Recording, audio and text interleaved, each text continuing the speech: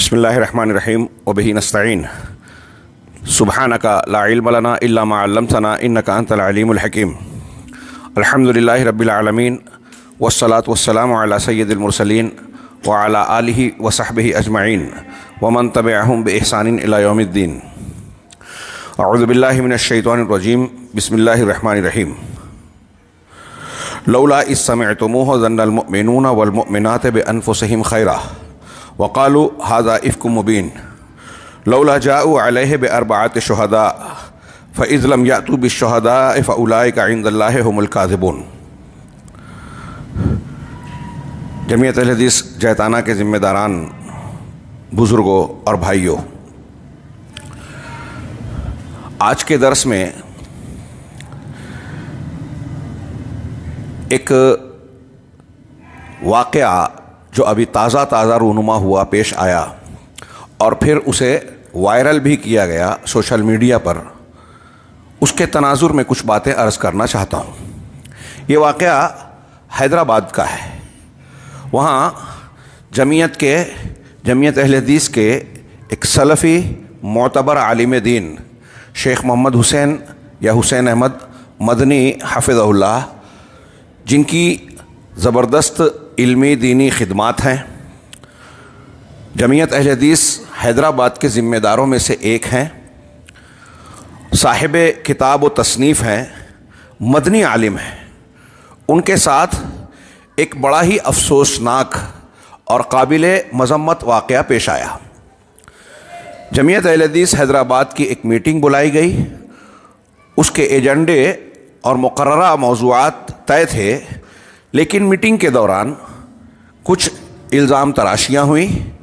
एक ख़ातून ने उनके ताल्लुक़ से कुछ नाज़ेबा हरकतों का ज़िक्र किया और फिर बग़ैर किसी तफसीली गुफ्तगू और उसूलों पर अमल किए कुछ लोगों ने उनके ऊपर हमला कर दिया और उसके जो मनाज़िर हम लोगों ने सोशल मीडिया पर देखें, उसे देखकर इंतहाई हैरत और अफसोस होता है।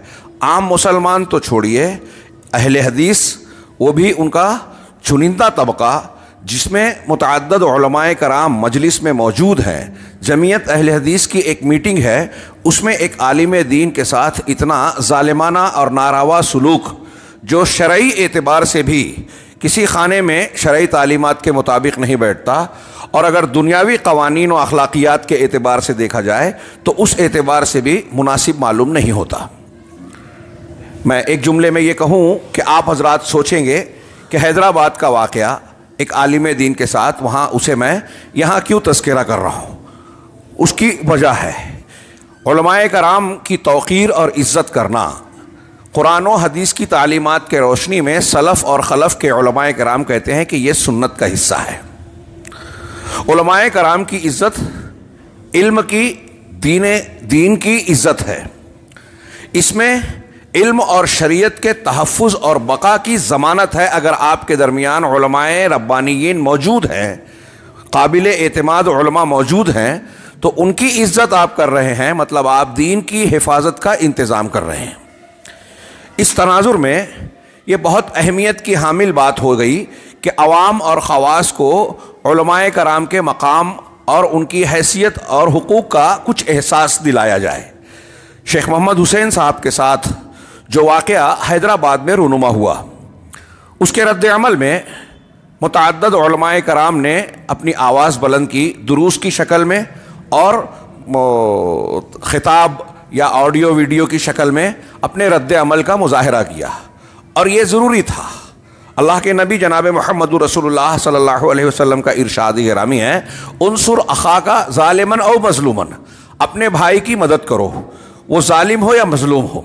सहाबा कराम ने पूछा कि ज़ालिम की मदद तो समझ में आती है, हाँ, मज़लूम की मदद तो समझ में आती है कि वो मज़लूम है, उसका कुछ ताउन किया जाए, लेकिन ज़ालिम की मदद कैसे की जाए। तो अल्लाह के नबी जनाब मुहम्मद रसूलुल्लाह सल्लल्लाहु अलैहि वसल्लम ने फरमाया कि ज़ालिम को जुल्म से रोक कर उसकी मदद की जाए।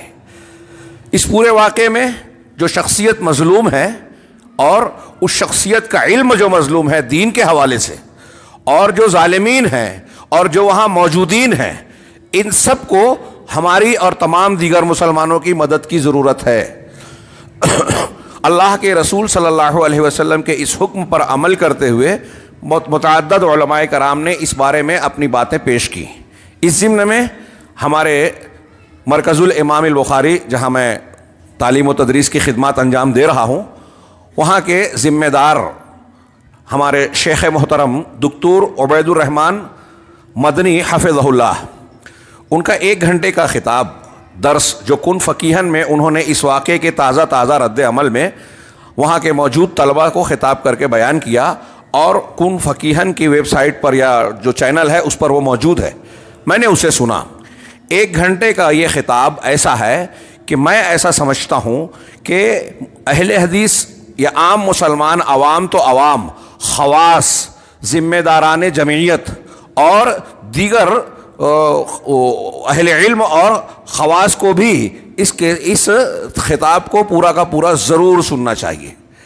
شیخ محترم حفظہ اللہ دکتور عبید الرحمن مدنی حفظہ اللہ نے اس واقعے کے تناظر میں نصیحت اور عبرت کے جتنے اہم پہلو ہو سکتے تھے انہیں بڑے خوبصورت اور بہت ہی مدلل انداز میں، بہت ہی اچھے انداز میں بیان کیا کہ ایک میٹنگ ہوتی ہے، اس کا ایجنڈا طے ہے، ایجنڈے کے خلاف گفتگو چھڑ گئی، ذمہ داروں کا کام تھا کہ اسے روکتے، یہ نہیں کیا گیا، جو اصول کے، پروٹوکول کے اور ڈسپلن، نظم و ضبط، جماعتی نظم و ضبط کے خلاف ہے۔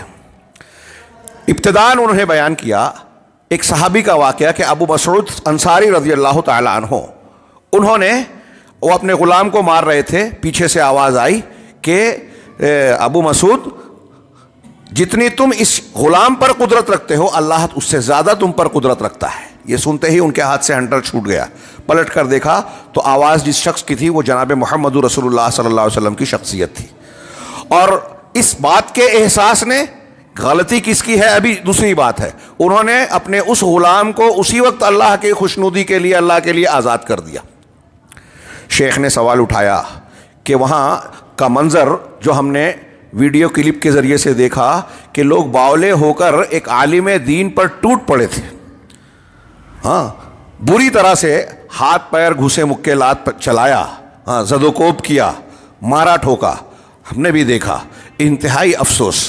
تو ایسے میں حضرت ابو مسعود انصاری رضی اللہ تعالیٰ عنہ اور اللہ کے نبی صلی اللہ علیہ وسلم کا اس کے بعد کا جو فرمان ہے کہ اگر تم ایسا نہیں کرتے تو تم کو اللہ کا عذاب اور جہنم پکڑ لیتی، گر جاتے۔ پھر اس کے بعد شیخ نے یہ بھی بیان کیا کہ اس قسم کے واقعات میں جب الزام تراشی ہوئی، ہاں، اول تو یہ جرم ثابت نہیں تھا، اور اس جرم کو جب اس طرح کی گفتگو لانی تھی تو اس میں پردہ پوشی اور ستر استعمال کرتے، من سترہ مسلمن سترہ اللہ یوم القیامہ، یہ حدیث پیش کی انہوں نے کہ جو کسی مسلمان کی عیب پوشی کرتا ہے، پردہ پوشی کرتا ہے، اس کے عیب کو چھپاتا ہے، تو قیامت کے دن اللہ تبارک و تعالیٰ اس کا عیب چھپائے گا۔ ہاں، تو ظاہر سی بات ہے، اس کا مفہوم مخالف یہ ہوا کہ جو مسلمان کی بے عزتی کرتا ہے اللہ تعالیٰ اسے بے عزت کرے گا۔ تو یہ کام در پردہ چھپ کر خاموشی سے کرنے والا ہے، خاص طور سے اصلاح کا۔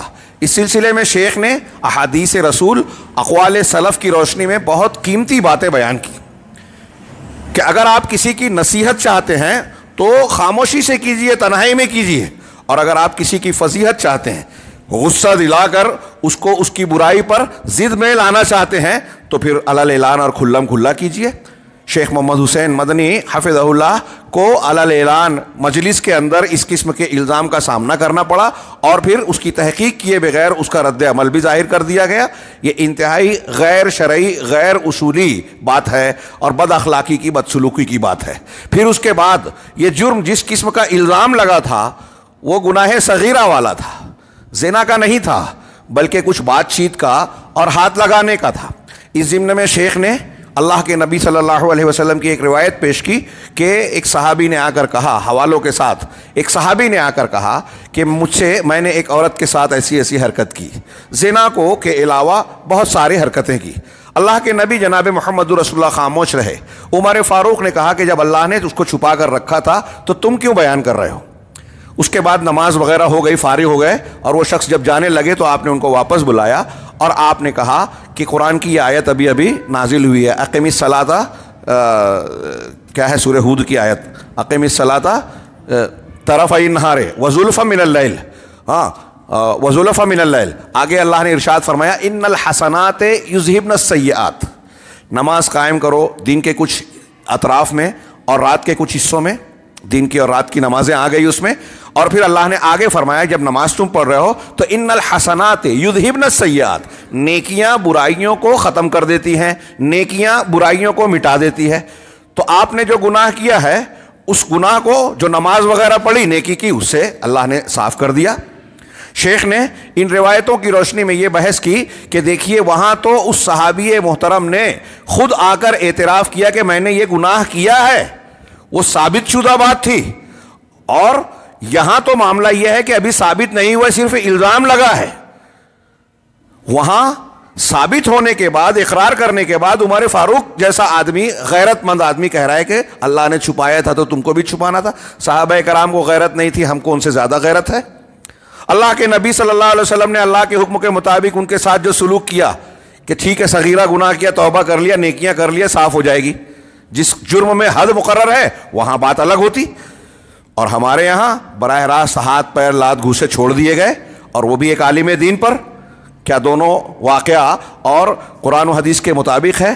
جو لوگ اس قسم کی حرکت کا ارتکاب جن لوگوں نے کیا ہے، کیا وہ قرآن و حدیث پر چلنے والے مسلک اور منہج حق پر گامزن ہیں؟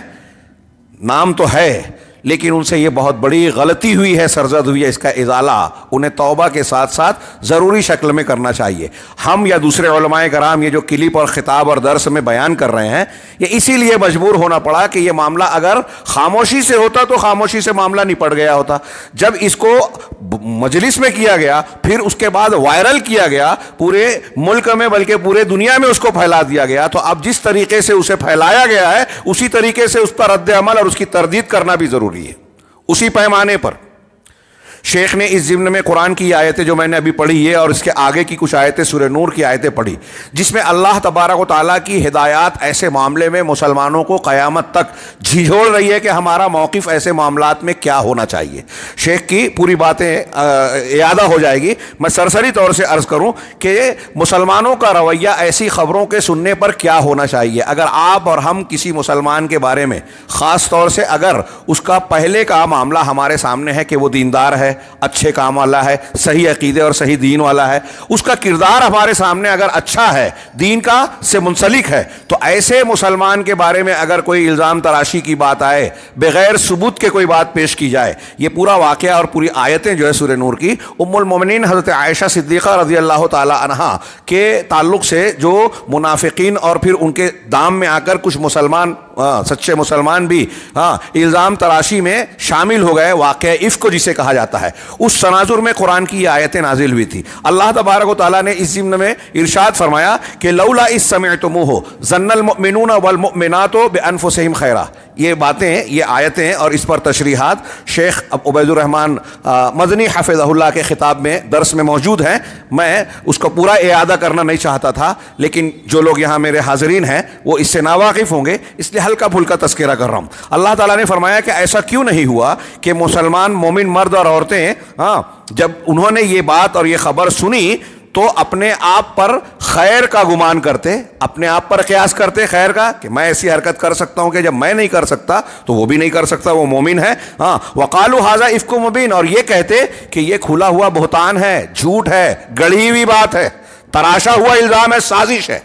ایسا کیوں نہیں کہا مسلمانوں نے جب اس طرح کی خبر سنی ام المومنین کے تعلق سے؟ اور عام مسلمان جس کا بیک گراؤنڈ اچھا ہے، دیندارانہ ہے، اس کے تعلق سے ہمارا موقف یہی ہونا چاہیے. جس کا کردار مجروح ہے پہلے سے اس کی بات الگ ہوگی.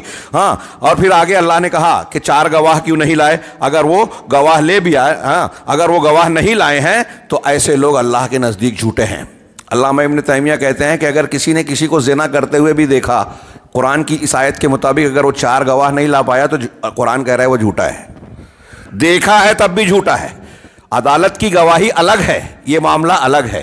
ہمارے ہاں کچھ لوگ علماء کرام پر تنقید کرنے، طعن و تشنیع کرنے کے لیے یہ عذر تراشتے ہیں کہ دیکھیے محدثین نے جرح و تعدیل میں روات حدیث کے متعلق بیان کیا کہ فلاں ضعیف ہے، فلاں جھوٹا ہے، فلاں متہم بالکذب ہے، اور اس کو فٹ کرتے ہیں لوگوں کی عزتوں کو نشانہ بنانے اور خاص طور سے علماء اور خواص کو نشانہ بنانے کے جواز میں پیش کرتے ہیں کہ جب محدثین نے روات حدیث کے ساتھ ایسا کیا تو ہم لوگ جو ہے علماء کو بھی نشانہ بنا سکتے ہیں۔ کیا یہ استدلال ان کا صحیح ہے؟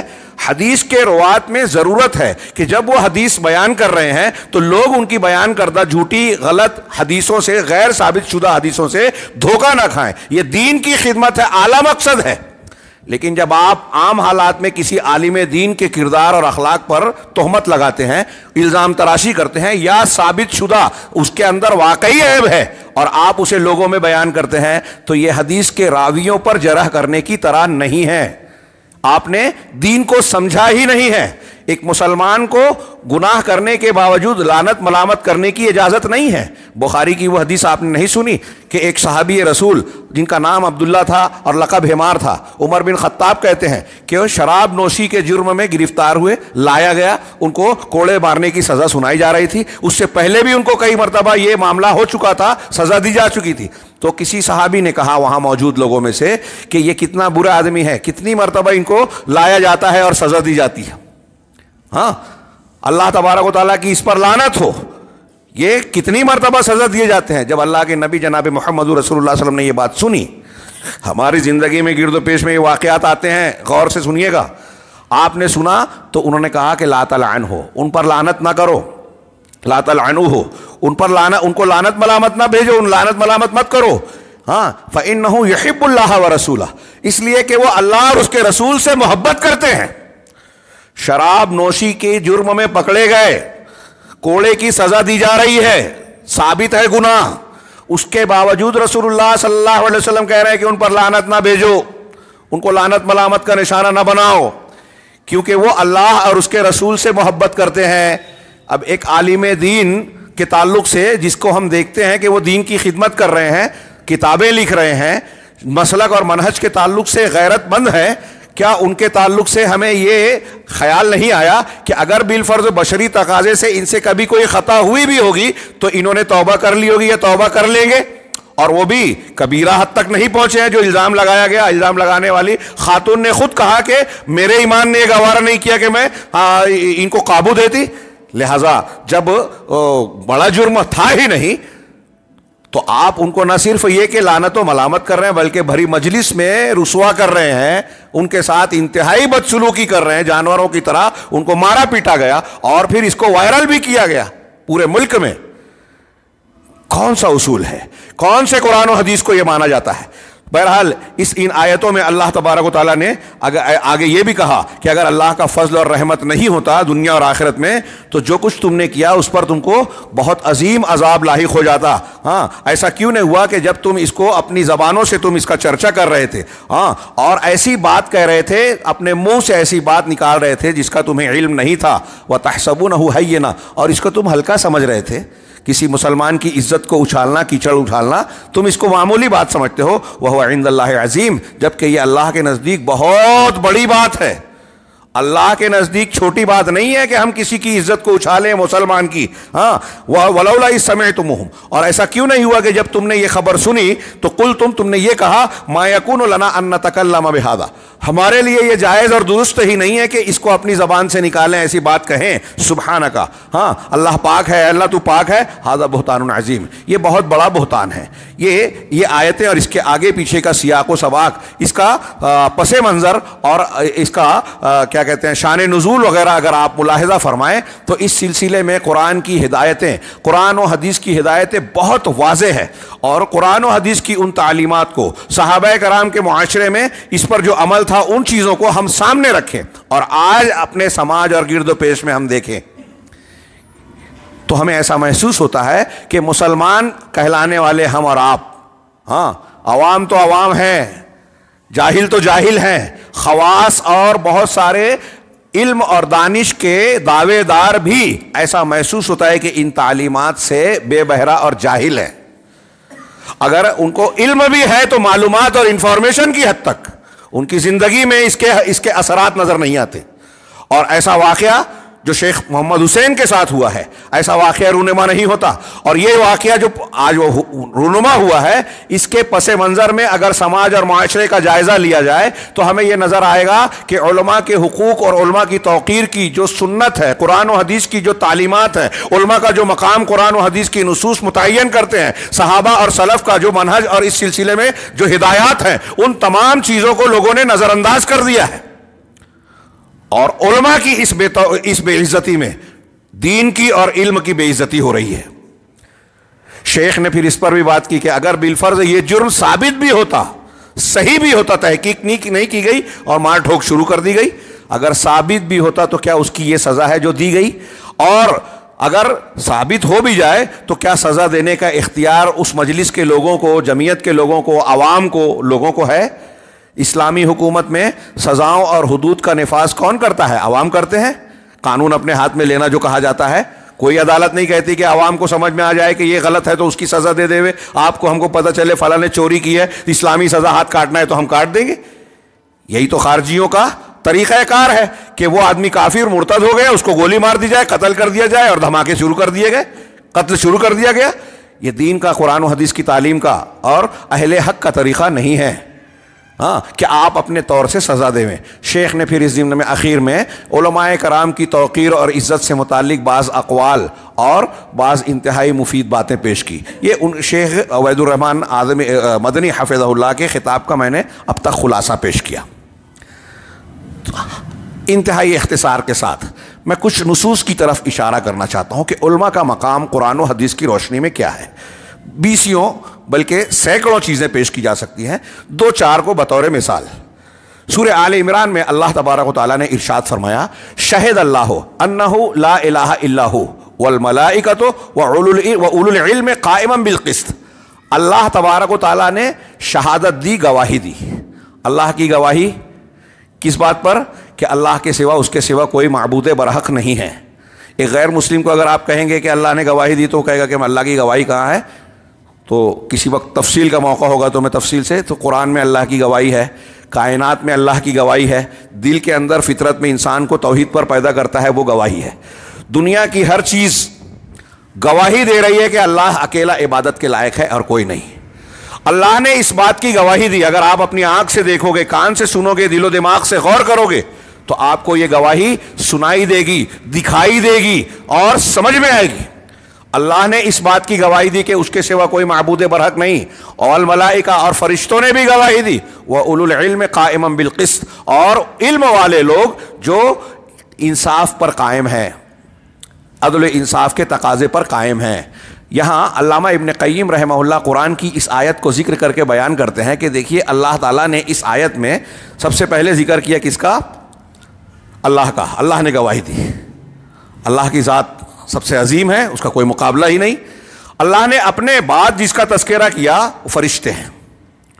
فرشتوں کے بعد جن کا تذکرہ کیا، فرشتے جی برائی نہیں کرتے، برائی کا مادہ ہی ان کے اندر نہیں ہے، وہ بھی گواہی دیتے ہیں. اور پھر ان کے بعد جن کا ذکر کیا، اولو العلم کا، دین کا علم رکھنے والے. شیخ علامہ ابن قیم رحمہ اللہ فرماتے ہیں کہ اگر دنیا کے انسانوں میں علماء سے بڑھ کر کسی کا درجہ ہوتا، علماء میں سر فہرست انبیاء کرام ہیں، پھر اس انبیاء کرام کے علم کے وارثین علماء دین، یہ وارثین علم نبوت ہیں. تو سب سے بڑا درجہ علامہ ابن قیم کہتے ہیں کہ اگر علماء دین سے بڑھ کر دنیا میں کسی کا مرتبہ ہوتا تو اللہ تعالیٰ اپنے اور فرشتوں کے بعد ان کا ذکر کرتا. فرشتوں کے بعد دین کے علم والوں کا ذکر کرنا اس بات کی دلیل ہے. اور قائمًا بالقسط، جو انصاف پر قائم ہے، علماء حق ہیں. وہ علماء جو علماء باطل ہیں، وہ علماء جو شرک اور بدعت کی دعوت و تبلیغ کرتے ہیں، حق پر قائم نہیں ہے، وہ اس سے خارج ہو گئے.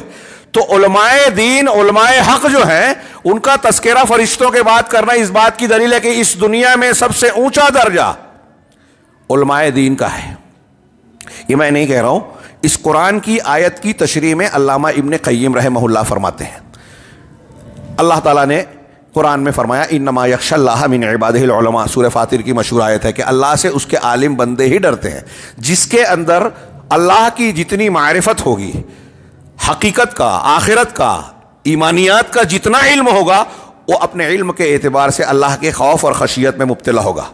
اگر کوئی بہت معلومات اور اونچی سے اونچی ڈگری رکھتا ہے لیکن اللہ کا ڈر نہیں رکھتا تو قرآن کی اس آیت کے مطابق وہ عالم دین نہیں ہے, وہ عالم نہیں ہے اللہ کے نزدیک. قرآن نے ارشاد فرمایا قل هل يستوي الذين يعلمون والذين لا يعلمون. آپ پوچھئے لوگوں سے کہ وہ لوگ جو علم رکھتے ہیں اور وہ لوگ جو علم نہیں رکھتے کیا دونوں برابر ہو سکتے ہیں؟ قرآن کہہ رہا ہے, سوال کر رہا ہے. اللہ تعالیٰ کلیئر جواب ہے, واضح بات ہے کہ علم والے اور بے علم دونوں برابر ہو سکتے ہیں کیا؟ کون کس کا درجہ اونچا ہوگا؟ یہ اللہ رب العالمین کا ارشاد ہے کہ علم والوں کا درجہ اونچا ہے. ہاں, یہ قرآن کی چند آیتیں میں نے پیش کی, اور بھی آیتوں کو ذکر کیا جا سکتا ہے. ہاں, آگے ہم بڑھتے ہیں ایک دو حدیث کی طرف. اللہ کے نبی جناب محمد رسول اللہ صلی اللہ علیہ وسلم نے قیامت کی علامتیں جو بیان کی ہیں, بخاری مسلم کی حدیثوں میں ہے اللہ کے رسول صلی اللہ علیہ وسلم کا ایک ارشاد کہ ان من اشراط الساعہ, قیامت کی نشانیوں میں سے ایک نشانیوں میں سے یہ چند نشانیاں ہیں کہ یثبت الجہل, جہالت راسخ ہو جائے گی, یرفع العلم, علم اٹھا لیا جائے گا, اور جہالت عام ہو جائے گی. علم اٹھا لیا جائے گا اور جہالت عام ہو جائے گی. علم کیسے اٹھایا جائے گا؟ اللہ کے رسول نے خود اس کی وضاحت فرمائی. بخاری مسلم کی حدیث ہے, نبی کریم صلی اللہ علیہ وسلم نے ارشاد فرمایا کہ ان اللہ لا ينتزع العلم انتزاعا من قلوب الناس کما ورد فی الحدیث, کہ اللہ تعالیٰ علم کو ایسے نہیں اٹھائے گا کہ لوگوں کے سینے سے کھینچ لے ہوئے, اٹھا لے ہوئے کہ آپ ابھی عالم ہیں, اللہ تعالیٰ نے علم نکال لیا اور جاہل ہو گئے, سو گئے. ہاں, صبح سوئے تو عالم تھے, صبح اٹھے تو جاہل ہو گئے. اللہ نے علم کو ایسے, اللہ تعالیٰ علم کو نہیں اٹھاتا, بلکہ کیسے اٹھاتا ہے؟ وَلَٰكِن يَقْبِضُ الْعِلْمَ بِقَبْضِ الْعُلَمَاءِ, بلکہ اللہ تبارک و تعالیٰ علم کو اٹھاتا ہے, قبض کرتا ہے, علماء کو قبض کر کے اٹھا کر, علماء کو اٹھا کر علم کو اٹھاتا ہے. شیخ عبید الرحمن مدنی حفظہ اللہ نے یہ ذکر کیا اپنے خطاب کے اخیر میں ایک قول حضرت ابن عباس رضی اللہ تعالی عنہما کا, ترجمان القرآن, حضرت زید بن ثابت رضی اللہ تعالیٰ عنہ جو علماء صحابہ میں سے تھے. اللہ کے رسول صلی اللہ علیہ وسلم نے ان سے کہا کہ عبرانی زبان سیکھ لو, 18 دن میں سیکھ لیا. قرآن کو جمع کرنے والے حضرت ابوبکر صدیق کے زمانے میں بھی, حضرت عثمان غنی رضی اللہ تعالیٰ عنہ کے زمانے میں بھی. حضرت زید بن ثابت رضی اللہ تعالیٰ عنہ کی جب وفات ہوئی تو ان کو دفن کرتے ہوئے ابن عباس رضی اللہ تعالیٰ عنہ نے کہا کہ وَهَكَذَا أَوْ وَكَذَلِكَ يُدْفَنُ الْعِلْمُ, کہ اسی طریقے سے علم دفن ہوتا ہے, علم کو دفن کیا جاتا ہے. علماء مر گئے, وفات پا گئے, ان کی تدفین ہو گئی تو علم کی تدفین ہو گئی. اس طرح علم جائے گا. اللہ کے نبی صلی اللہ علیہ وسلم نے فرمایا کہ اللہ تعالیٰ علم کو کیسے اٹھاتا ہے؟ وَلَٰكِن يَقْبِضُ الْعِلْمَ بِقَبْضِ الْعُلَمَاءِ, علماء کو اٹھا کر علم کو اٹھاتا ہے.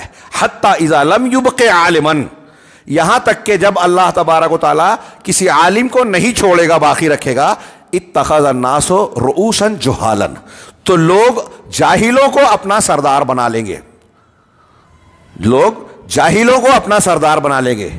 فسئلوا, ان سے سوال ہوگا, فافتوا بغیر علم, تو وہ بغیر علم کے فتویٰ دیں گے. فضلوا واضلوا, خود بھی گمراہ ہوں گے, دوسروں کو بھی گمراہ کریں گے. بغیر علم کے فتویٰ دینا, غیر عالم کا فتویٰ دینا, مفتی بننا, یہ کیا ہے کہ خود گمراہی کا سبب ہے اور دوسروں کو گمراہ کرنے کا سبب ہے. اس کا پورا نتیجہ کیا نکلا کہ قیامت کے قریب جو فتنے اٹھیں گے اس میں ایک فتنوں کی ایک بڑی وجہ یہ ہے کہ علم اٹھا لیا جائے گا, جہالت عام ہوگی. علم کیسے اٹھایا جائے گا؟ علماء کو اٹھا کر. اس کا مطلب یہ ہوا کہ سماج اور معاشرے میں علماء کا وجود فتنوں کی روک تھام کے لیے رکاوٹ ہے, روک تھام کا ذریعہ ہے, فتنوں کے لیے رکاوٹ ہے. علماء کا وجود اللہ کی بہت بڑی نعمت ہے, اور جب علماء نہیں رہیں گے تو جہالت عام ہوگی, اور جب جہالت عام ہوگی تو ہر قسم کا فتنہ, شرک, بدعت, آپس کے جھگڑے, نزاع, قتال, اور نہ جانے کون کون سے فسادات پیدا ہوں گے. اس سے علماء کی اہمیت پتہ چلتی ہے. اسی لیے بعض سلف کا قول ہے, علامہ ابن عبد البر وغیرہ نے نقل کیا اور دوسرے علماء نے, کہ جس طریقے سے کوئی بستی ہے, جیسے آپ کا یہ گاؤں ہے, اس گاؤں میں لوگ بیمار پڑتے ہیں, ان کا علاج کرنے کے لیے ڈاکٹر, طبیب ہوتے ہیں, حکیم ہوتے ہیں, کچھ نہ کچھ ایسے لوگ ہوتے ہیں جو بیماریوں کے علاج کا علم رکھتے ہیں. تاکہ بستی کے لوگ اگر بیمار پڑے تو ان کا علاج معالجہ ہو. یہ جسمانی بیماریوں کا علاج کرتے ہیں اطباء اور ڈاکٹر، لیکن علماء کرام جو علماء دین ہیں، علماء حق ہیں، وہ روحانی بیماریوں کا علاج کرتے ہیں. لہٰذا جس طرح ہر بستی میں ڈاکٹر کا، طبیب کا ہونا ضروری ہے، اسی طرح ہر بستی میں عالم دین کا ہونا ضروری ہے. قرآن نے کہا فلولا نفر من کل فرقۃ منہم طائفہ لیتفقہوا فی الدین. ایسا کیوں نہیں ہوتا کہ ہر جماعت سے، طائفے میں ہر جماعت سے ایک طائفہ نکلے اور دین میں سمجھ اور فقاہت حاصل کرے، عالم دین بنے. وَلْيُنذِرُوا قَوْمَهُمْ إِذَا رَجَعُوا إِلَيْهِمْ. اور جب واپس لوٹے علم حاصل کر کے تو اپنی قوم کے لوگوں کو ڈرائیں، تنبیہ کریں، آخرت سے، اللہ کے پکڑ سے ڈرائیں، صحیح علم سکھائیں. یہ ہر بستی میں ہونا ضروری ہے. علم کا حاصل کرنا فرض ہونے کا مطلب یہ فرض کفایہ، تفصیلی علم حاصل کرنا ہر بستی میں. اس لیے بعض سلف کا یہاں تک قول ہے کہ اگر کسی بستی میں عالم دین نہیں ہے تو اس بستی میں آپ کو نہیں رہنا چاہیے. اس بستی کو چھوڑ دو جہاں علماء دین، علماء حق نہیں ہیں، قرآن و حدیث کو جاننے والے نہیں ہیں. وہ بستی چھوڑ دو. ہاں کتنی اہمیت ہے. وقت زیادہ ہو جائے گا. میں اصل مقصود کو بیان کرنا چاہ رہا ہوں، اور ان روایت اور بعض قرآن کی آیات کی روشنی میں میں نے علماء کے موجودگی کی اہمیت اور افادیت کی طرف اشارہ کیا. علماء کی عزت نہ کرنا، ان کی شان اور قدر و منزلت کو گھٹانا، ان کی بے عزتی اور بے توقیری کرنا، ان کے احترام پر جو ہے سوالیہ نشان اٹھانا، یہ آج کل ایک فیشن سا بن گیا. اور اس کو میں اس پہلو کو واضح اور اجاگر کرنا چاہتا ہوں کہ یہ خارجیت کی ایک شکل ہے. خروج جس کو کہتے ہیں، خارجی فرقہ جو مسلمانوں کے بعد سب سے پہلے پیدا ہوا تھا اسلام کے تاریخ میں، اور جس کے بارے میں اللہ کے رسول کا ارشاد ہے کہ وہ دین سے نکل جائے گا ایسے جیسے تیر شکار کو چھید کر نکل جاتا ہے. ان کے بارے میں بہت ساری احادیث ہیں، آپ سنتے رہتے ہیں، میں ان کو دہرانا نہیں چاہتا. لیکن خروج کی یہ جو شکلیں ہیں، عام طور سے ہمارے ہاں یہ سمجھتے ہیں لوگ کہ ہتھیار لے کے کوئی جماعت، گروہ یا فرد جو ہے وقت کے مسلمان حاکم کے خلاف بغاوت کر دے، بس یہی خروج ہے. نہیں، علماء نے بیان کیا کہ خروج بھی سیف، تلوار کے ساتھ جو خروج اختیار کیا جاتا ہے مسلمان حاکم کے خلاف، یہ بعد کی چیز ہوتی ہے. اس سے پہلے زبان سے، بیان سے اور جو ہے اپنے عمل کے ذریعے سے، معاملے اور برتاؤ کے ذریعے سے بھی خروج ہوتا ہے. جناب محمد رسول اللہ صلی اللہ علیہ وسلم سے بخاری مسلم وغیرہ کی جو روایت ہے، جب آپ مال غنیمت تقسیم کر رہے تھے تو ایک شخص نے کہا تھا نا کہ آپ انصاف کیجئے. آپ نے انصاف نہیں کیا. آپ نے جو تقسیم کیا، ایک روایت میں ہے، تو ایسی تقسیم کیا جس میں اللہ کی خوشنودی نہیں چاہی گئی ہے. نبی کریم صلی اللہ علیہ وسلم سے وہ کہہ رہا ہے کہ انصاف کیجئے، انصاف نہیں کر رہے ہیں. تو اللہ کے رسول نے فرمایا کہ تمہارا برا ہو، اگر میں انصاف نہیں کروں گا تو پھر کون کرے گا؟ بعض صحابہ نے کہا، حضرت عمر نے، حضرت خالد بن ولید نے، کہ اللہ کے رسول اجازت دیجئے اس کی گردن مار دو، منافق ہو گیا. کہا چھوڑ دو. اس آدمی کی نسل سے ایسے لوگ نکلیں گے جو دین سے اس طرح نکل جائیں گے جیسے تیر کمان سے نکلتا ہے. اور اس طرح کے الفاظ آپ نے بیان کیے، یعنی خارجیوں کے بارے میں آپ نے پیش گوئی کی. تو علماء نے استدلال کیا کہ نبی صلی اللہ علیہ وسلم کے خلاف اس شخص نے تلوار کے ذریعے خروج نہیں کیا تھا، زبان کے ذریعے سے کیا تھا. اور میں یہ بات خاص طور سے آج بیان کرنا چاہتا ہوں کہ جو حیدرآباد میں شیخ محمد حسین حفظہ اللہ مدنی کے ساتھ ہوا، کیا یہ معمولی بات ہے یا اسے نظر انداز کر دیا جائے، یا اپنی نوعیت کا یہ واحد واقعہ ہے، یا اس واقعے کے پس منظر میں کوئی بات نہیں ہے؟ اگر غور سے دیکھا جائے تو وہ جو عمل کی شکل میں ہوا اور وائرل ہو گیا، اس کی وجہ سے ہم اس پر اتنی گفتگو کر رہے ہیں، اور کرنا بھی چاہیے. وہ مظلوم ہے اور انتہائی غلط حرکت ہوئی ہے. لیکن اس چیز کے، اس واقعے کے جو مقدمات ہیں، اسباب ہیں، ذرائع ہیں، وہ ہمارے سماج اور معاشرے میں بھی پائے جاتے ہیں، جیسا کہ اسی لیے میں بیان کر رہا ہوں. ہمارے سماج اور پورے ہندوستان میں تو ایسا محسوس کرتا ہوں کہ عوام تو عوام ہے، خواص ہماری جماعت کے جو ذمہ دار بن کر بیٹھے ہوئے ہیں، اس میں کچھ ایسے ہیں جو اقتدار کے خواہش مند ہیں، کچھ ایسے ہیں جو واقعی مخلص ہوں گے، ہم مان لیتے ہیں، کچھ اور بھی قسم کے لوگ ہوں گے جاہل ہیں لیکن انہیں خبت ہے کہ ہم ذمہ دار بنیں گے. یا معلومات ہے لیکن قرآن حدیث پر عمل نہیں. اب جب اقتدار اور جمعیت کے معاملات کو نپٹانا چاہتے ہیں تو ہم دیکھتے ہیں کہ وہ دنیا داروں کی سیاست کی طرح عمل اختیار کرتے ہیں. انہیں محسوس ہوتا ہے کہ فلاں عالم کا نام ہو رہا ہے, فلاں عالم کو لوگ عہدے کے لیے پیش کریں گے, ہمارا نام پیچھے چلا جائے گا, تو اس عالم کی بے عزتی کی جائے, لوگوں میں اس کو بدنام کیا جائے, اس کے صحیح یا غلط عیوب کو لوگوں میں بیان کر کے اس کو بتایا جائے کہ یہ اس لائق نہیں ہے, ہم اس لائق ہیں. ایک طرف یہ اقتدار کے لوگ جو جھگڑا کر رہے ہیں, جمہوریت کے مزاج, دوسری طرف خارجیت کا جو مزاج آج جمہوریت نے دیا ہے. ہاں, ہمارے یہاں تحزب اور پارٹی بندی کا جو مزاج غالب آتا گیا ہے. پرانے خارجیوں کی طرح آج کل جو تحریکی حکومت کے خلاف باتیں کرتے ہیں وہ علماء کے خلاف بھی باتیں کرتے ہیں. میرے سامنے 2-3 کتابیں ہیں. ایک شرف الانتساب الی مذہب السلف اور اس میں کئی مقالے ہیں. شیخ ابی عبد المعز محمد علی فرکوس, یہ کلیت العلوم الاسلامیہ جامعۃ الجزائر کی یونیورسٹی کے کلیت الاسلامیہ کے استاذ ہیں.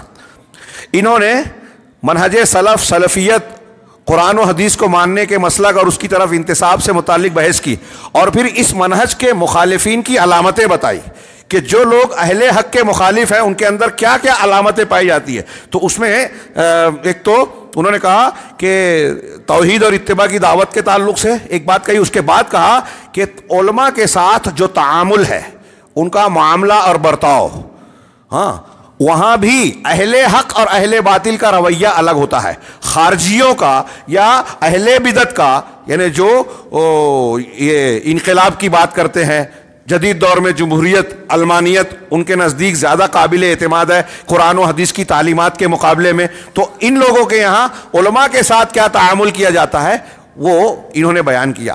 ان کے بیان سے پہلے میں سہل التستری, ہاں, سلف کی ایک شخصیت سہل بن عبداللہ التستری کا ایک قول پیش کرنا چاہتا ہوں, بڑا پیارا. وہ کہتے ہیں کہ لا یزال الناس بخیر ما عظم السلطان والعلماء, کہ لوگ خیر اور بھلائی میں رہیں گے, برابر خیر اور بھلائی میں رہیں گے جب تک سلطان اور علماء کی تعظیم کریں گے. سلطان مسلمانوں کا حاکم بڑا, ہاں, آج ہمارے یہاں وہ سلطان نہیں ہے, لیکن جو اجتماعیت کا جو بھی مزاج اور نظام پایا جاتا ہے اس میں اہل حق کی صحیح جماعت کے جو ذمہ دار ہوں ان کو ایک درجہ حاصل ہوگا, یہ وہ حقوق اس کو حاصل نہیں ہوں گے. یہ بات وضاحت کے ساتھ کہہ رہا ہوں. لیکن انہوں نے کہا کہ جب تک سلطان اور علماء کی توقیر اور تعظیم کریں گے تب تک لوگ بھلائی میں رہیں گے.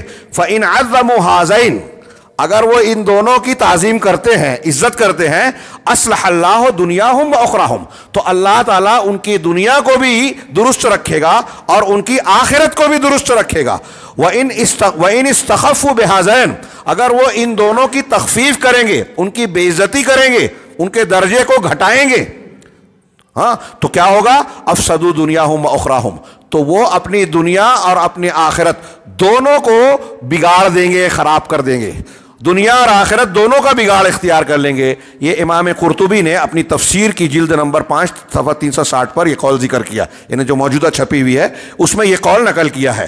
ہاں, یہاں انہوں نے جو میں کتاب کا حوالہ دے رہا تھا اس میں یہ ہے کہ جو سلفی اور حق منہج کے مخالفین ہیں آج کے زمانے میں, ہاں, وہ دوسری جہت سے, ایک جہت سے تو دعوت میں مخالفت کرتے ہیں سلفیوں کی, ہاں, دوسری جہت میں یہ علماء کی شان, علماء سنت جو سلفی ہیں اور لوگوں کی بھلائی چاہتے ہیں, خیر خواہی کرتے ہیں کہ لوگ آپس میں گروہوں میں تقسیم نہ ہو, فتنوں سے اور خروج سے, حاکم کے خلاف خروج سے دور رہیں.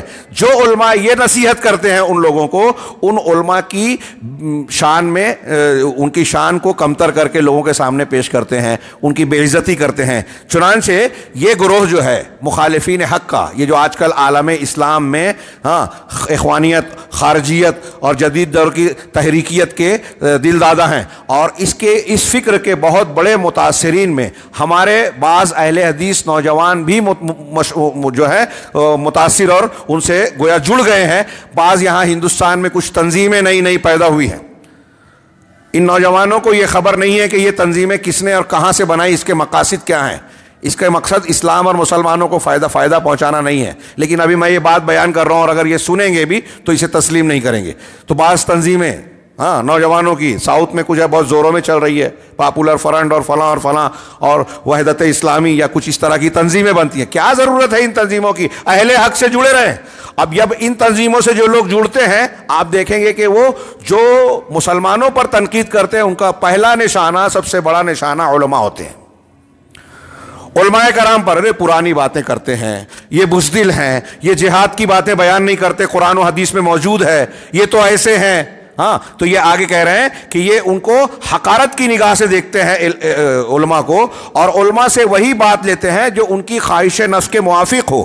ہاں اور چنانچہ وہ علماء کی قدر و منزلت میں تنقیص کرتے ہیں، ان کی بے عزتی کرتے ہیں، اور ان کے اوپر اور وہ علم جس کے وہ حامل ہیں، علماء کی شخصیت اور جو علم ہے ان کے پاس، علم نافع، علم صحیح، اس کو طعن و تشنیع کا نشانہ بناتے ہیں، اس پر عیب لگاتے ہیں، اس کو مختلف قسم کے جھوٹے القاب اور الفاظ اور غلط اوصاف کے ذریعے سے متصف کرتے ہیں، اور ایسے بیانات پیش کرتے ہیں جس سے ان علماء پر گویا نشانہ سادھا جائے. چنانچہ کبھی ان کو کہتے ہیں کہ مرجئۃ الفقہاء، یہ مرجئۃ الفقہاء ہیں، کبھی کہتے ہیں جہلۃ و فقہ الواقع، یعنی جو حالات اور واقعات ہیں اس کے جاہل ہیں. علماء کے بارے میں یہ جدید تحریکی لوگ، تنظیم سے وابستہ لوگ کیا کہتے ہیں کہ ارے یہ علماء کرام قرآن حدیث کی طہارت نماز کی باتیں کرتے ہیں لیکن حالات سے ناواقف ہے، ان کو سمجھتا کچھ نہیں ہے، سیاست سے ناواقف ہے. حالانکہ علماء کرام حالات کا جتنا اچھا تجزیہ کرتے ہیں، کر سکتے ہیں، ان کو جو شعور قرآن و حدیث کی وجہ سے ملتا ہے وہ دوسرے میں دنیا میں دوسروں کو نہیں ملتا. لیکن یہ جاہل اس کو بھی نہیں جانتے کہ ان کا جو علم ہے بہت محدود ہے، علماء کا بہت گہرا اور بابصیرت ہوتا ہے. تو وہ کہتے ہیں کہ یہ فقہ ہیں، کبھی کہتے ہیں کہ یہ عملہ ہیں، ہاں یعنی زر خرید ہیں، دوسروں کے ایجنٹ ہیں، ہاں اور کبھی کہتے ہیں کہ یہ علماء سلاطین ہیں، درباری ہیں، ہاں یا اتباع بغلۃ السلطان، سلطان کی سواری کے پیچھے چلنے والے، بغلہ کہتے ہیں خچر کو، تو سلطان بادشاہ کی سواری کے پیچھے چلنے والے.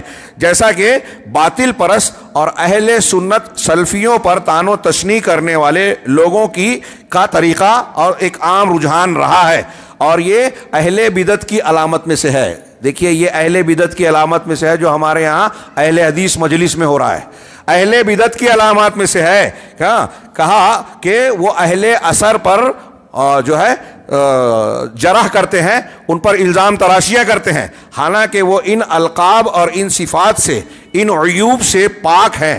یہ ان عیوب اور برائیوں سے بالا تر ہیں، اس کے لائق نہیں ہے، مگر یہ لوگ ان کو ایسی برائیوں سے متصف کرتے ہیں. کیوں کرتے ہیں؟ یہاں نہیں، دوسری جگہوں پر جو ہے لوگوں نے اشارہ کیا کہ لوگ یہ جانتے ہیں، یہود نصارہ غیر مسلم طبقہ یہ جانتا ہے کہ مسلمانوں میں اسلام کی چنگاری، اسلام کی غیرت و حمیت اس وقت تک زندہ رہے گی، دین کی تعلیمات اس وقت تک زندہ رہے گی جب تک علماء ربانیین زندہ ہیں اور لوگ ان سے جڑے ہوئے ہیں. لہذا وہ چاہتے ہیں کہ علماء اور عوام، نوجوانوں کے درمیان جو جوڑنے والا پل ہے اس کو کاٹ دیں، نوجوانوں کو علماء سے دور کر دیں، بدزن کر دیں. جب وہ علماء سے بدزن ہو جائیں گے، ان سے دور ہو گئے تو علم دین سے دور ہو گئے، علم دین کے تقاضوں سے دور ہو گئے. کس موقع پر کون سا موقف اختیار کرنا چاہیے، یہ سب سے بہتر قرآن و حدیث کی روشنی میں علماء دین بیان کریں گے. لیکن جب علماء سے یہ کٹ گئے تو پھر ان کی رہنمائی کرنے والا کوئی نہیں. اب جو ہے دشمنان دین اپنی چالوں اور منصوبوں کا آسانی سے ان کو شکار بناتے ہیں اور ان کو اس بات کا احساس بھی نہیں ہوتا.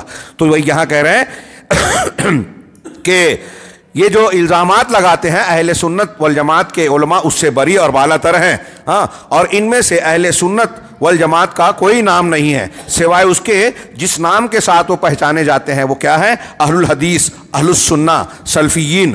اور جب آگے شیخ کہہ رہے ہیں یہ کہ وَمَتَا وُجِدَتْ أُمَّةٌ تَرْمِي عُلْمَاءَهَا وَأَخْيَارَهَا، جب بھی کوئی جماعت اور گروہ ایسا پایا جائے گا جو اپنے علماء اور اپنے اچھے لوگوں کو نشانہ بنائے گی، ان پر الزام تراشیاں کرے گی، وَصَفْوَتِهَا، اور اپنے منتخب لوگوں کو جو ہے نشانہ بنائے گی جہالت سے، نقص سے، برائیوں سے، فَإِنَّ ذَلِكَ، جب بھی کوئی قوم اور امت ایسا کرے گی کہ اپنے پسندیدہ لوگ، اپنے علماء کرام کو نشانہ بنا کے مختلف صفات اور برائیوں سے سے جوڑے گی تو ایسے لوگ فَإِنَّ ذَلِكَ يَفْتَحُ بَابَ فِتْنَةٍ وَهَلَكَ، تو وہ قوم اور امت خود اپنی ہلاکت اور فتنے کا دروازہ کھولتی ہے۔ اپنے علماء اور اپنے پسندیدہ اور اچھے لوگوں کو نشانہ بنانا، ان کو برا بنانا، یہ ہلاکت اور بربادی کو دعوت دینے کے مترادف ہے، اس کا دروازہ کھولنا ہے۔ آگے شیخ کہتے ہیں کہ وہ اعداء الاسلام، اور اسلام کے جو دشمن ہیں یہود نصارہ دوسرے لوگ، یہ ہر مقام پر بیٹھ کر اس قسم کی تکلیف اور بہتان اگر مسلمانوں کے درمیان اور خاص طور سے علماء کے ساتھ ہوتا ہے تو وہ اس پر بڑے خوش ہوتے ہیں۔ دنیا اعداء اسلام کو خوشی ہوتی ہے کہ چلو علماء کرام، مسلمانوں کے علماء کو خود مسلمان نشانہ بنا رہے ہیں، یہ ہمارے لیے اچھائی کی بات ہے اور مسلمانوں کو نرم چارہ بنانے والی ہے۔ آگے شیخ نے کہا کہ وہ اہل السنہ السلفیون، اور اہل سنت جو سلفی ہیں وہ یہ اچھی طرح جانتے ہیں۔ دیکھیے یہ کہہ رہے ہیں کہ اہل سنت سلفی ہے، یہ جانتے ہیں۔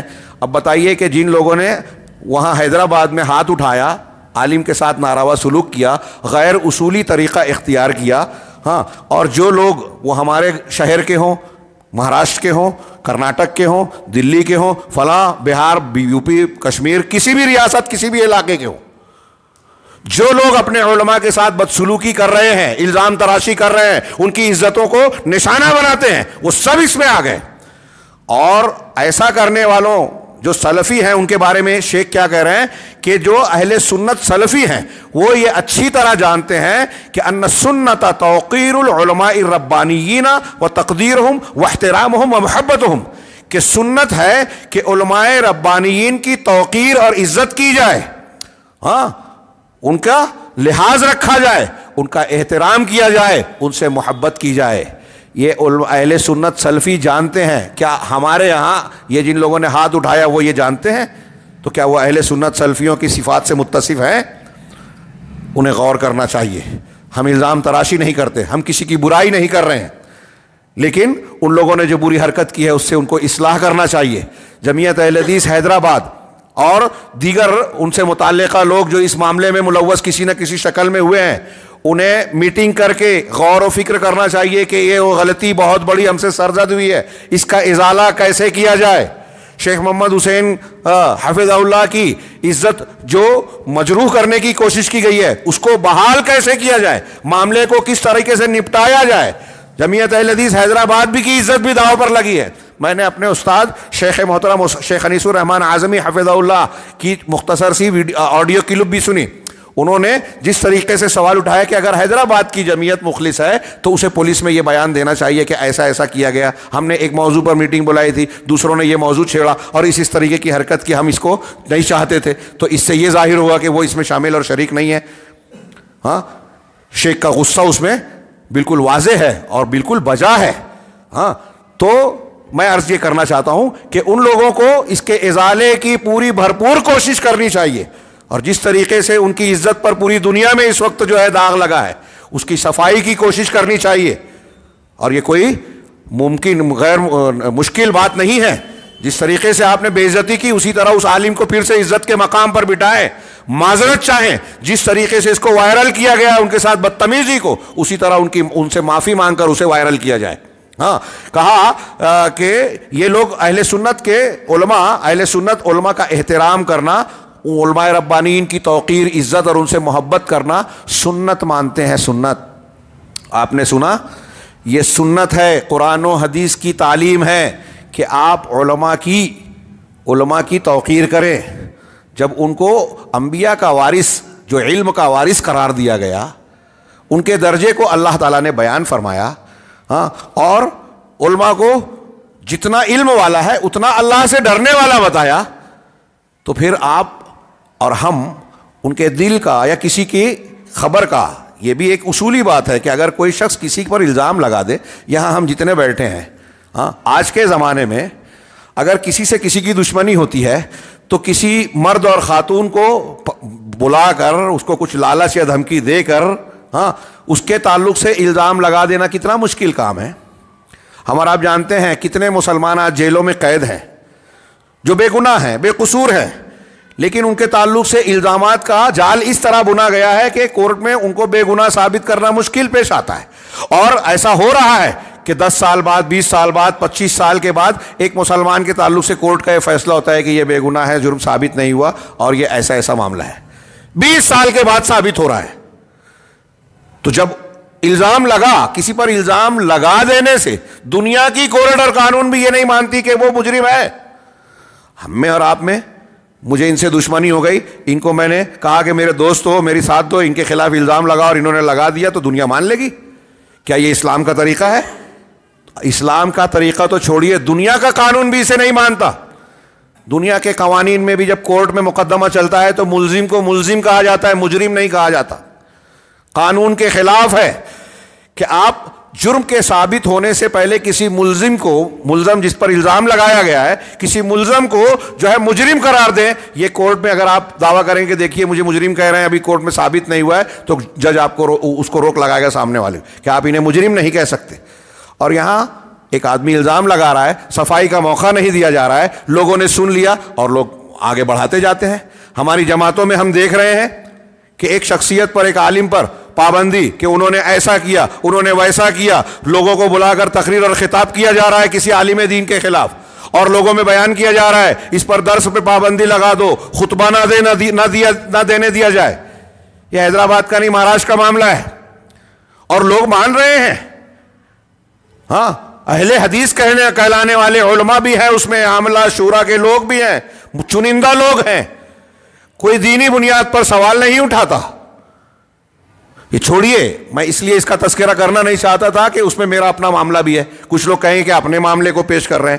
میں صرف یہ کہنا چاہتا ہوں کہ میں اپنے آپ کو شامل کر کے ہم اپنا جائزہ لیں کہ قرآن و حدیث کی یہ تعلیم اور اسلام اور غیر اسلامی فکر کا یہ مزاج ہمارے اندر کون سا مزاج ہے. یہ خارجیوں کی بات ہو رہی ہے، یہ اہل حق سلفیوں سے ہٹے ہوئے جو ہنگامہ آرائی کرتے ہیں، غوغائی ہوتے ہیں اور اپنے آپ کو سلفی بھی کہنے لگتے ہیں، اہل حدیث بھی کہتے ہیں، ان کا ذکر کیا شیخ نے کہ اصلی سلفی اہل سنت والجماعت کی جو علامتیں ہیں اس میں ایک بات یہ ہے کہ وہ یہ نعرے بازی والے جہاد کی بات نہیں کرتے، توحید کی دعوت دیتے ہیں، اتباع سنت کی دعوت دیتے ہیں. اور ان کے یہاں ایک علامت یہ ہے کہ علماء کی عزت و توقیر کرتے ہیں، ان سے محبت کرتے ہیں، ان کا احترام کرتے ہیں.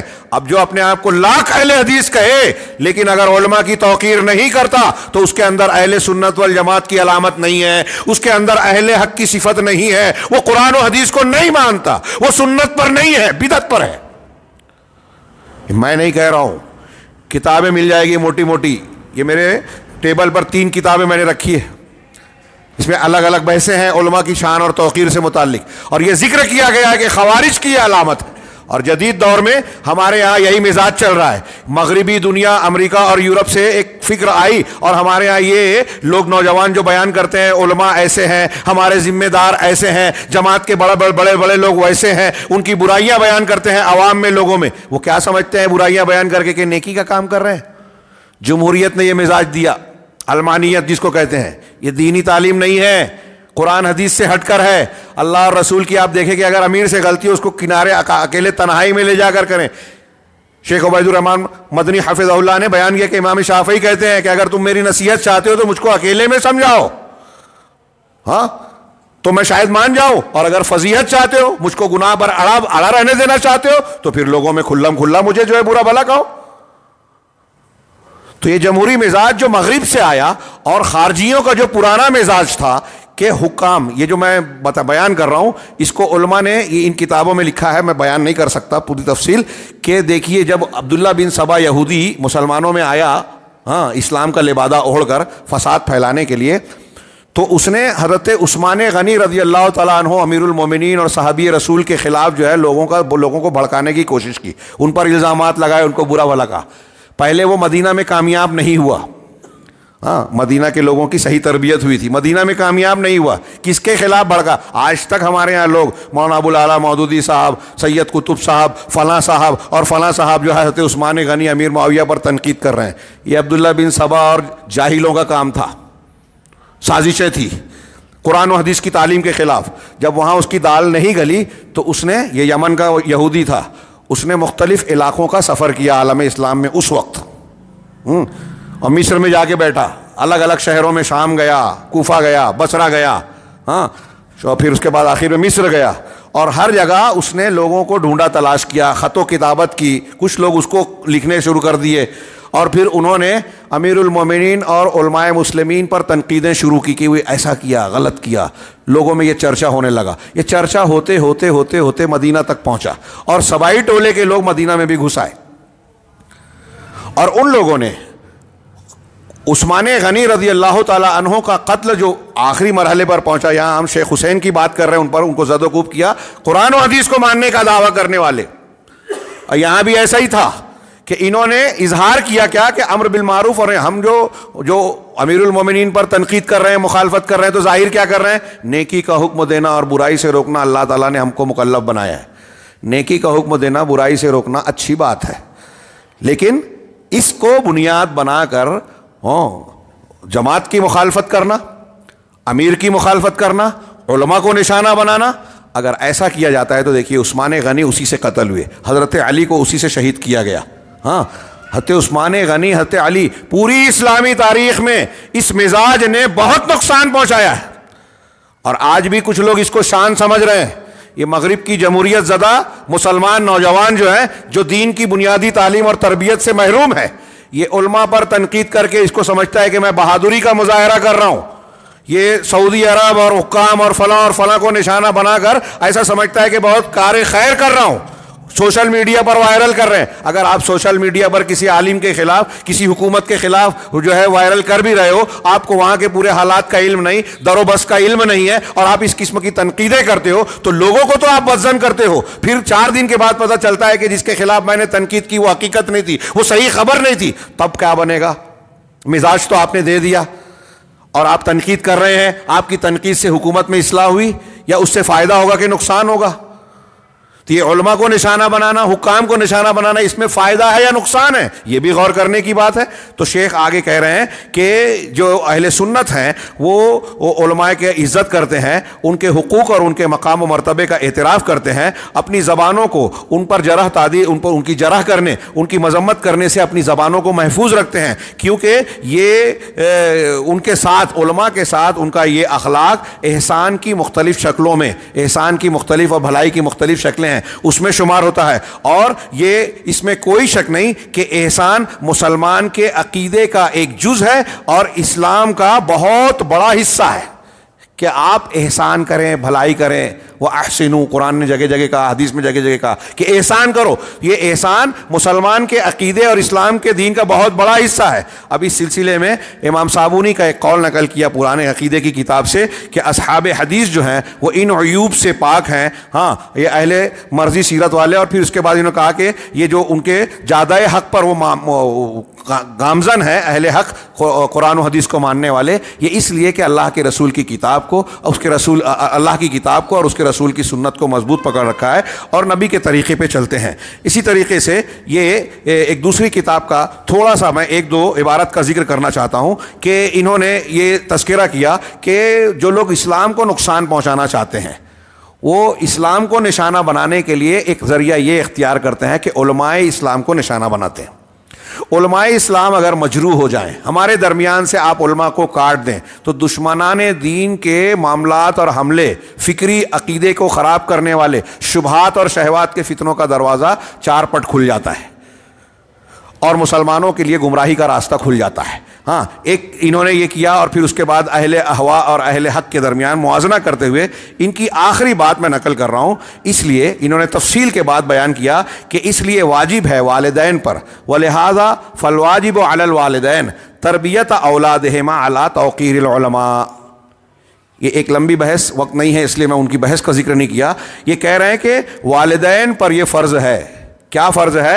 کہ اپنے بچوں کو, اپنے بیٹوں اور اولاد کو علماء کی عزت کرنے, علماء کی توقیر کرنے پر کی تربیت دیویں, وحفظ مکانتہم, اور ان کے مقام و مرتبے کی محافظت کی تعلیم دیویں, تربیت دیویں. بچوں کو سکھائیں کہ علماء کی عزت کرو, علماء کے مقام کی حفاظت کرو. کیوں؟ وَأَنَّ ذَلِكَ مِنَ الدِّينِ, اور یہ بتاؤ کہ یہ دین کا حصہ ہے, یہ دین کا حصہ ہے.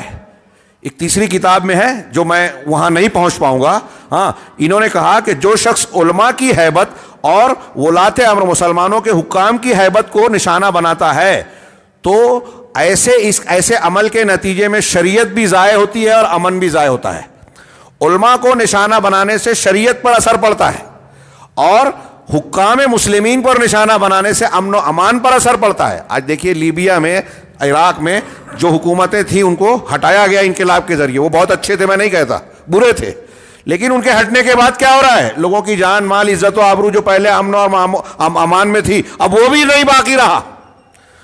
تو حکام کے خلاف ورزی، ان کے خلاف جو ہے امن سے ضائع ہوتا ہے. تو آگے انہوں نے کہا اس لیے کہ جب لوگ علماء کے بارے میں کلام کرتے ہیں تو لوگ علماء کے اوپر بھروسہ کرنا چھوڑ دیتے ہیں.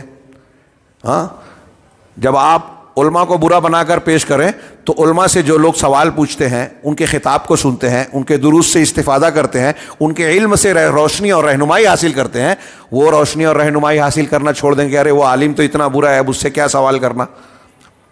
شیخ عبید الرحمن مدنی حفظہ اللہ نے بیان کیا، اور میں نے بھی اپنے پچھلے بعض دروس میں اس کا تذکرہ کیا کہ جب آپ کسی عالم کی برائی کرتے ہیں تو آپ ایک شخصیت کی برائی نہیں کر رہے ہیں، آپ دین کی برائی کر رہے ہیں، علم کی برائی کر رہے ہیں، کیونکہ آپ اس عالم سے لوگوں کو دور کر رہے ہیں. جب عالم سے لوگ دور ہوں گے تو ان کا نقصان کس کا ہوگا؟ امت کا ہوگا، جماعت کا ہوگا، علم کا ہوگا، دین کی رہنمائی کا ہوگا. ایک عالم دین جو لوگوں سے جڑا رہ کر جو کام کر سکتا ہے، جب آپ نے اس کو اس سے کاٹ دیا تو آپ نے علم اور لوگوں کے درمیان رکاوٹ ڈال دی، کاٹ دیا. تو آپ کا کسی عالم کو نقصان پہنچانا، نشانہ بنانا، اس کو مختلف قسم کے الزامات سے متہم کرنا، اصل میں صرف ایک شخصیت کو الزام دینا نہیں ہے، ایک شخصیت کو نشانہ بنانا نہیں ہے، بلکہ دین کو نشانہ بنانا ہے. تو اسی کا جواب میں نے کہا کہ جب علماء کے بارے میں کلام کیا جائے گا تو لوگ ان کے کلام پر، علماء کی باتوں پر بھروسہ نہیں کریں گے، اور عمرہ کے بارے میں اگر کلام کیا جائے گا تو ان کے کلام پر جو ہے جری ہو جائیں گے. اس کے نتیجے میں شر اور فساد پیدا ہوگا. ہاں، یہاں آخری بات جو میں نے پہلے ادھوری تھی کہ علماء، والدین پر فرض ہے کہ وہ اپنے بچوں کو علماء کرام کی عزت و توقیر کی تعلیم دیں، تربیت دیں، اور یہ بتائیں کہ ان کی حفاظت، ان کے قدر و منزلت کریں، یہ دین کا حصہ ہے. اور اسی طریقے سے ولاۃ امور جو مسلمان حکام ہیں ان کے لیے ضروری ہے کہ ان یجل العلماء، کہ وہ علماء کی عزت و احترام کریں. حکام کا کام ہے کہ علماء دین کی عزت کریں. فإنہم، اس لیے کہ انما، اس کے وہ عام لوگوں کو دین کے ساتھ جینا سکھاتے ہیں. ایک حاکم، اب ہمارے ہاں جماعت کے ذمہ داروں کو یہ بات نہیں سمجھتی، علم نہیں ہے ان کو، خود عالم علم سے محروم ہے تو علم کی قدر کیا جانیں گے، علماء کی قدر کیا پہچانیں گے. یہ دین ہے، دین ان کو کوئی بتائے، سیکھے، سکھائیں. اور اس درس کے ذریعے سے جو ہمارے احباب علماء کرام ہیں، دعات الی الحق ہیں، جو درد رکھتے ہیں جماعت کا، دین کا، ان سے میں گزارش کروں گا کہ اپنے دروس میں، خطابات میں علماء کرام کے اس مقام و مرتبے کو واضح کریں. ہماری جماعت کو آج اس کی بہت شدید ضرورت ہے. عوام تو عوام، خواص کو بھی اس کا علم نہیں ہے. وہ محفل غیبت جو ہے منعقد ہوتی ہے روزانہ، اس کے بغیر ہمارے بڑوں کی بھی محفلیں پوری نہیں ہوتی. علماء کرام کی برائیاں بیان کرنا، عرب علماء کہتے ہیں کہ عام آدمی، عام مسلمان کی غیبت کرنا مردہ بھائی کا گوشت کھانا ہے، لیکن علماء کی برائی کرنا مردہ بھائی کا زہریلا گوشت کھانے کے برابر ہے.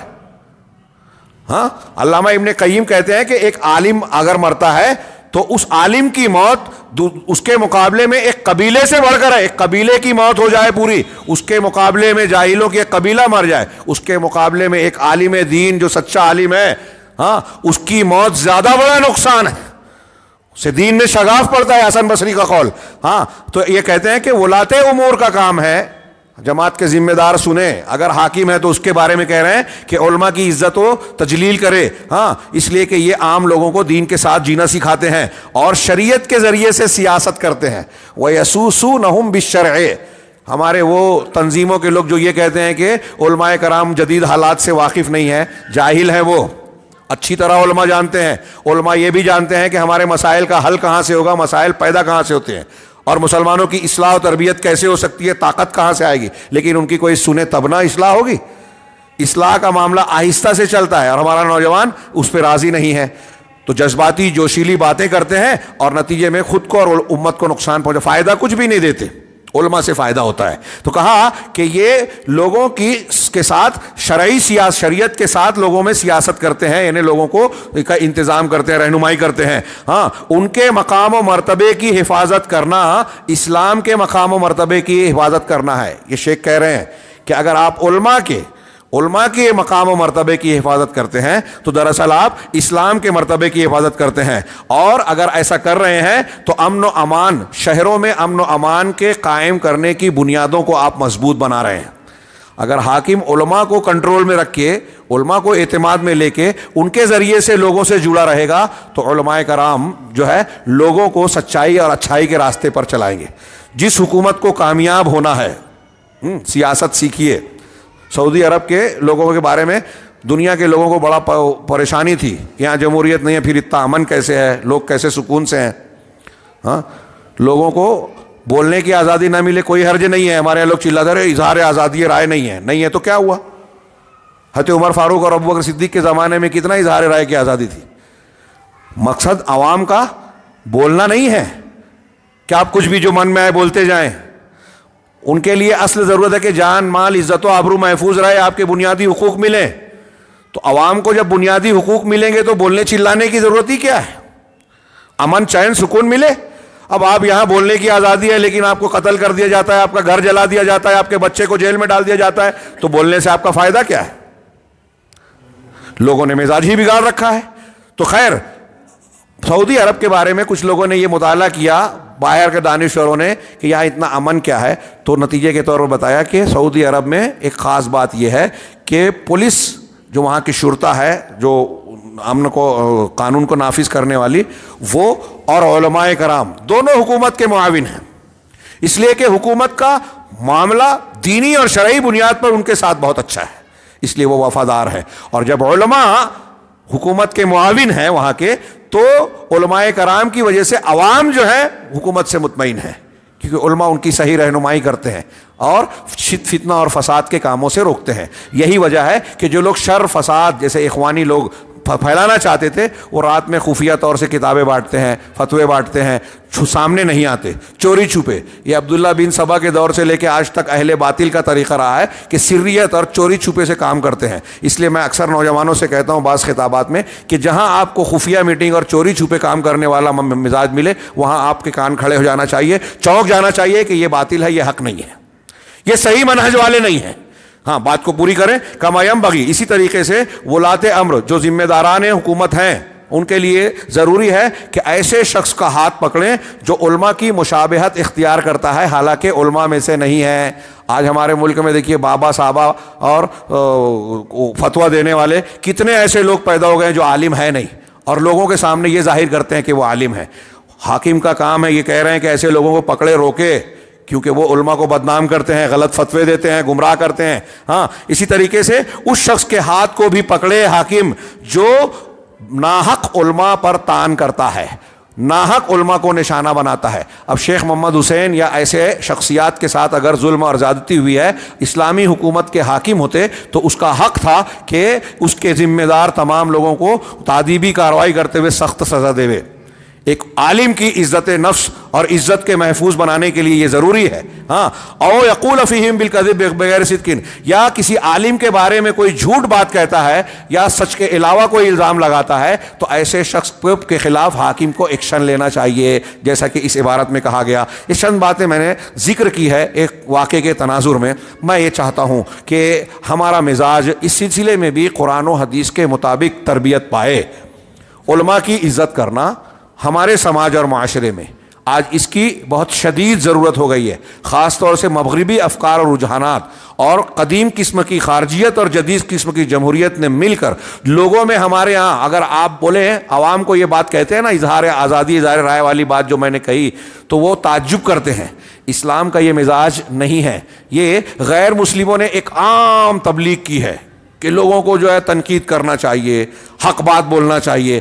حق بات بولنے کے بھی آداب ہیں، مواقع ہیں.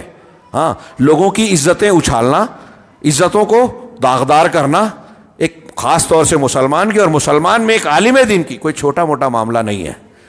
یہاں ہمارا کام ہے دعوت، اصلاح، تربیت. اس کے لیے خاموشی، پردہ پوشی اور وہ طریقہ کار اختیار کرنا چاہیے جو مفید ہو. اور یہ سوشل میڈیا پہ آپ نے کسی ایک شخصیت کے بارے میں آپ کو پتہ چلا کہ انہیں گناہ کیا ہے، اب آپ اس کو سوشل میڈیا پہ ڈال رہے ہیں، اس سے جا کے مل نہیں رہے، تو بتائیے اس سے اصلاح ہوگی کہ فساد پھیلے گا؟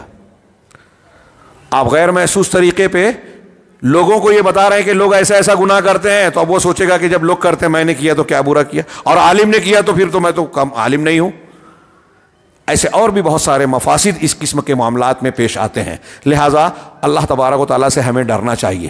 جو لوگ ایسا کرتے ہیں حقیقت میں دیکھا جائے تو ان کو اللہ کا ڈر نہیں ہے، اللہ کی پکڑ کا ڈر نہیں ہے۔ یہ غیبت، چغلی، الزام تراشی، اور یہ ابھی میں نے آیتیں پڑھی جو شیخ نے بھی پیش کی تھی کہ اللہ کے نزدیک یہ معمولی بات نہیں ہے۔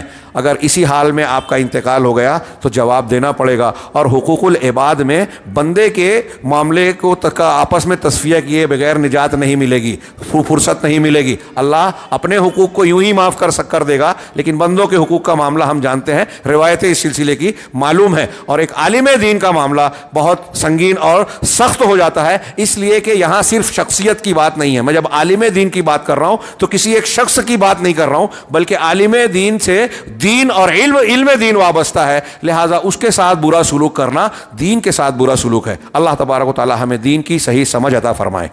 ہم سے جو غلطیاں سرزد ہوئی ہیں اس واقعے کا جس میں نے ذکر کیا، ان میں ملوث لوگوں سے بھی میں کہوں گا کہ اس پر ہمارے جیسے لوگوں کی باتوں پر منفی مزاج بنانے کے بجائے غور کریں اور یہ قبول کریں کہ ہم سے جو ہے غلطی سرزد ہوئی ہے، اب اس کی اصلاح اور ازالہ ہونا چاہیے۔ اللہ تبارک تعالیٰ ہمیں، انہیں اور سارے مسلمانوں کو صحیح بات کو اختیار کرنے کی توفیق عطا فرمائے، غلطیوں سے نکل جانے اور اس سے توبہ کرنے کی توفیق عطا فرمائے، اور جو غلطیاں ہم سے سرزد ہوئی ہیں پروردگار اسے معاف کر کے پروردگار ہم کو سچا پکا مومن بنائے اور اس کے ذریعے سے دنیا اور آخرت میں کامیابیوں سے نوازے۔ وآخر دعوانا ان الحمد للہ رب العالمین وصلی اللہ علی نبینا محمد۔